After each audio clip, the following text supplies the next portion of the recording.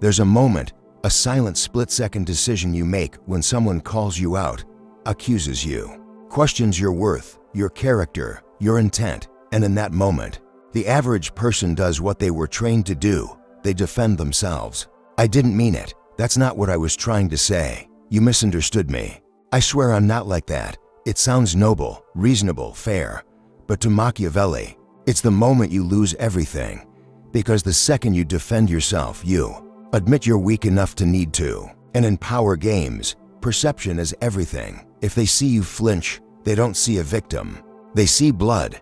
This is the brutal law Machiavelli understood before anyone else. The man who defends himself lowers himself. The man who doesn't forces the world to defend him instead. Let's get one thing straight. Defending yourself rarely convinces anyone. What it does is shift the power away from you. Because when you justify your actions, you're playing on their field. You're accepting their framing. You're saying, without realizing it, you have the authority to question me. And once they have that, they own the narrative. Even if you're right, you still look guilty because only the weak rush to explain. The strong let the silence burn. They let the accusation float untouched because they know the real move is this. Turn the accusation into a mirror. Make them doubt themselves, make them look too emotional, make them look obsessed, bitter, unstable. Because the one who speaks first often loses control of the frame. And Machiavelli knew whoever controls the frame controls the outcome. Most people defend themselves because they want to be understood. They believe if they just explain enough, clarify enough, repeat themselves enough, they'll be vindicated. But that belief comes from a place of emotional weakness, not strategy. You don't want clarity. You want control. Clarity is for therapy. Control is for power. And power doesn't come from being understood. It comes from being feared, respected, and untouchable. So when someone calls you arrogant, cold, selfish, manipulative, and you immediately say, "No, you don't understand," you've already lost because now you're reacting. Now you're proving you care. Now you've put the ball in their court. And when you do that, you give up the most Machiavellian thing you have, mystery. Think of the most powerful people you've ever encountered. Not the loudest, not the most liked. The ones who held silence like a weapon. The ones who made you second-guess yourself just by staring. The ones who, when attacked, never flinched. Machiavelli would tell you this. He who explains submits. He who remains silent forces others to fill in the blanks. And they often overestimate him. That's the game. When you don't react, they get uncomfortable.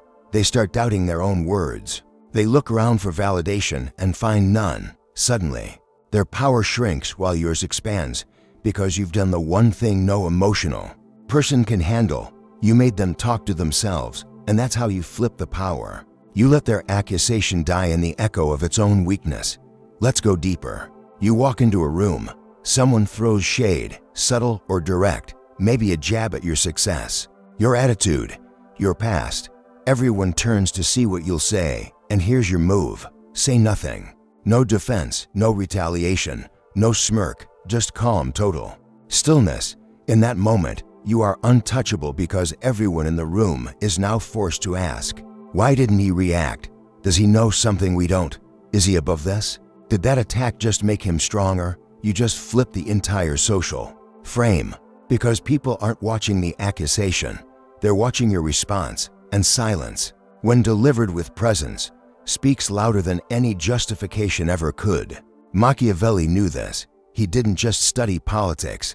He studied psychology. And he understood one thing better than anyone. Power isn't what you say.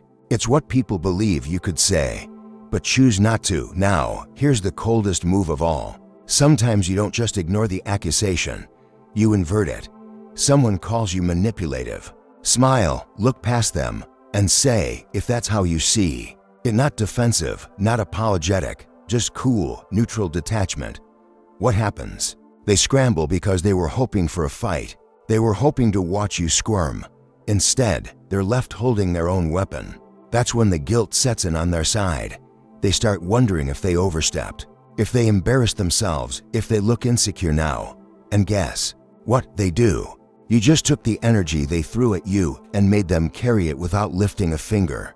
There's a moment when silence becomes unbearable. not for you, but for the one who expected a reaction. That's when the tables turn. They thought they were the accuser. Now they're exposed as the one begging for attention. And you just became something far more powerful than innocent. You became untouchable. Machiavelli understood something that most people will never grasp. Words are not to clarify truth, but to obscure it. And when someone attacks you, subtly or directly, they want you to fight the fog. They want to drown you in emotional explanation, because the more you explain, the less certain you appear. So instead, let them fill the silence. And what happens? They overplay. They repeat themselves. They start looking desperate, emotional, unstable. You said nothing, but now they're the one under judgment because the crowd isn't listening to what's being said. They're watching who's calm and who's rattled. That's social power. And it doesn't come from being right. It comes from being untouchable. Let's say you're in a business meeting. Someone subtly undermines you, says, "I'm not sure that strategy is really thought through," or he always has these bold ideas. They're looking for a reaction. They want you to bite. What do most people do? They lean forward. They explain. They prove. They clarify. They get nervous. The room smells it. But the Machiavellian operator, he leans back. He waits, maybe even smirks. And if he speaks, it's not a defense. It's a redirect. Let's hear your strategy. Then, now the attacker has to perform. And the room flips. Suddenly, they are being evaluated.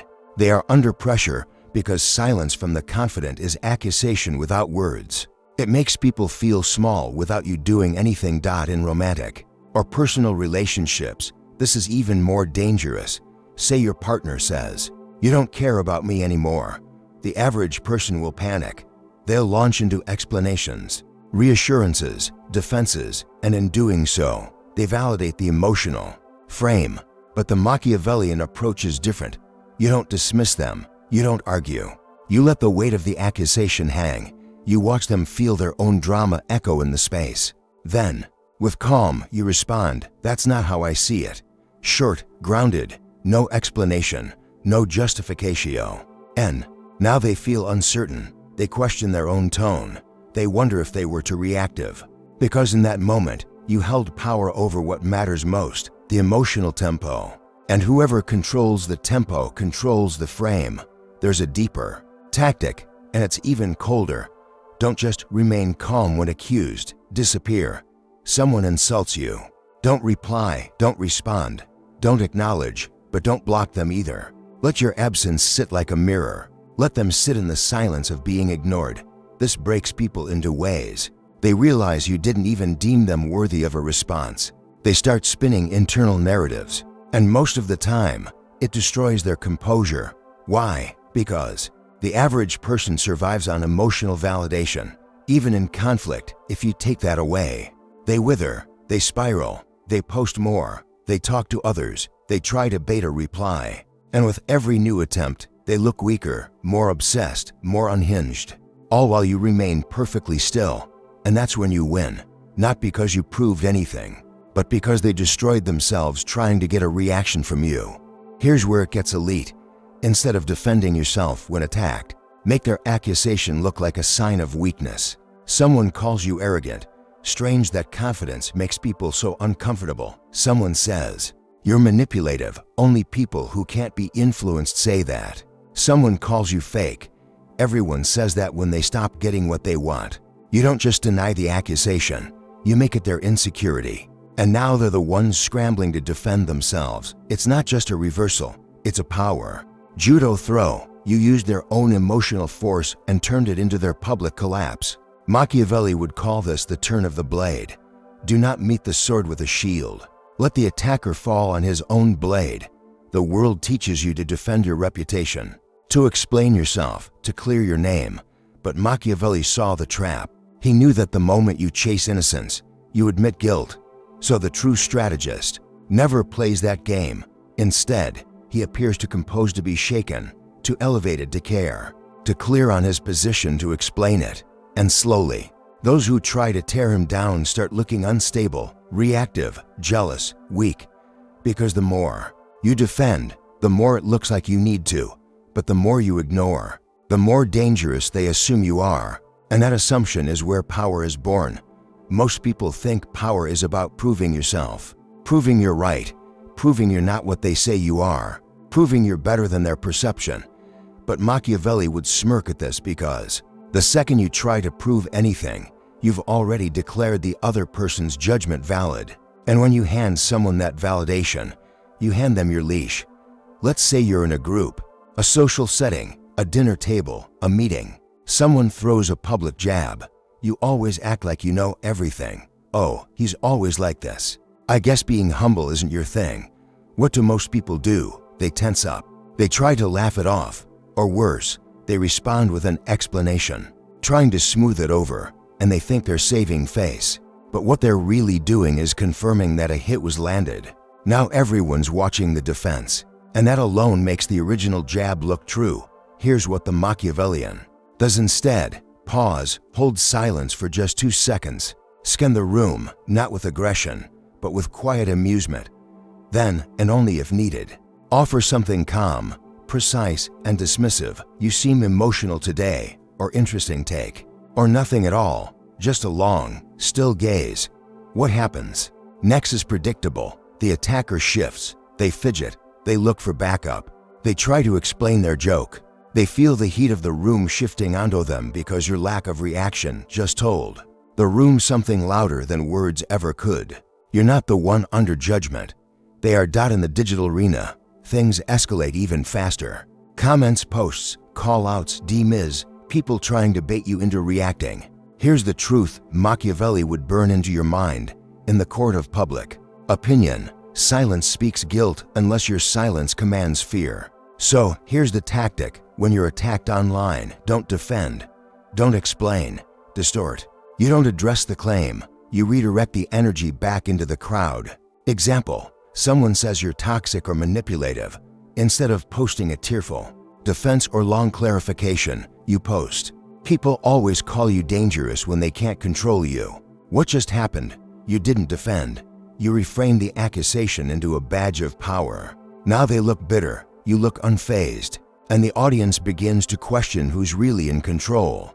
That's not damage control, that's narrative dominance. Let's get even more surgical. There are 3 tools you can use instead of defending yourself. Silence, the default, cold, powerful, leaves them exposed. Deflection, reframe the narrative without acknowledging the jab.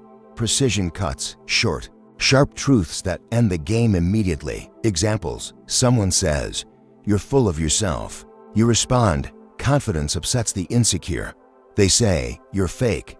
You respond, "I don't owe you authenticity." They say, "You think you're better than everyone." You respond, "No, I just don't think like everyone." These aren't defenses. They're status assertions. They don't say, "I'm not guilty." They say, "You can't touch me," and that's the core. The Machiavellian never begs to be seen as good. He dares people to see him as bad and walks taller for it. When you refuse to defend yourself, something strange happens to your enemies. They become unhinged because they expected a battle, and instead they're swinging at smoke. They start escalating. They push harder. They get more dramatic. They expose more of their insecurity. And the more they do, the more you rise in the eyes of others. Why? Because you've made them perform their own collapse. And that's the Machiavellian endgame. You don't destroy your enemies. You let their obsession with you destroy them. You think being misunderstood is dangerous, but being predictable is far worse. The misunderstood man has mystery. The predictable man is easy to manipulate. People who are always trying to clear things up are seen as desperate. People who remain calmly misunderstood, they are feared. Machiavelli knew this. It is better to be feared than loved if you cannot. Be both.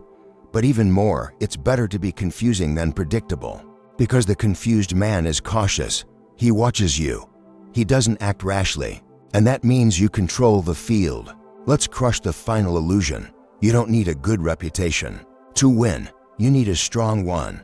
The man with a good reputation is expected to be clean, soft, agreeable. The man with a strong reputation, he's not always liked. He's not always trusted.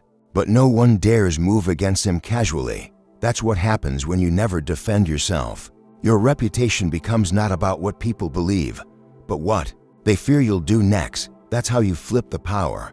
You stop fighting for approval, and instead, you create an aura that makes people cautious, because even your silence feels like a decision, and every move you don't make becomes a move in their mind.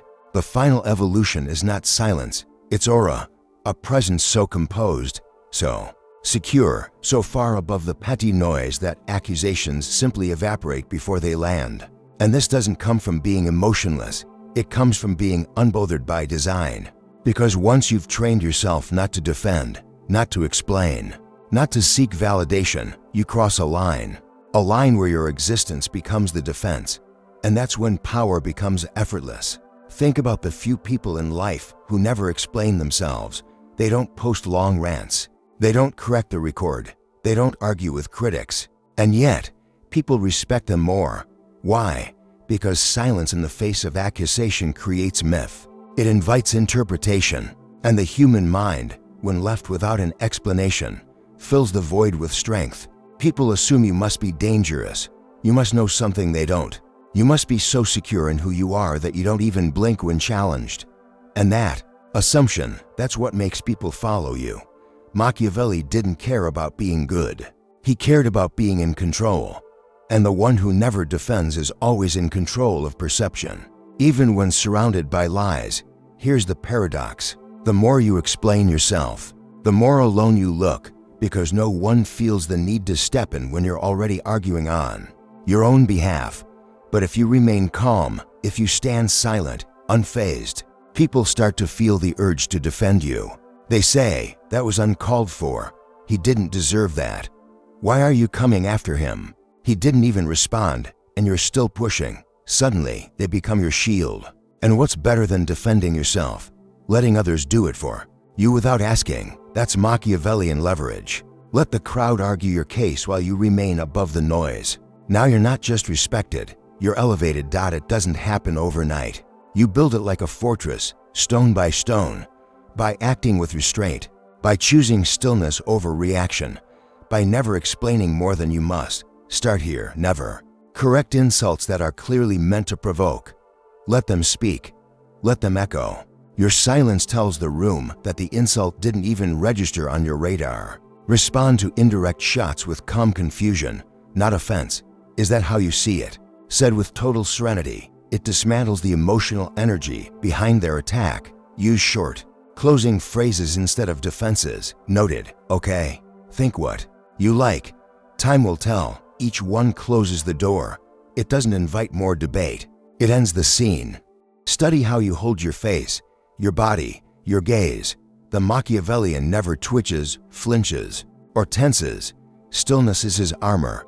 And the more still you are when others lose control, the more your power expands silently. When people don't know how to provoke you, they fear you because you become unpredictable, not erratic, but unreadable. A mirror that reflects their own instability back at them. Machiavelli would say, the most dangerous man is not the one who attacks first.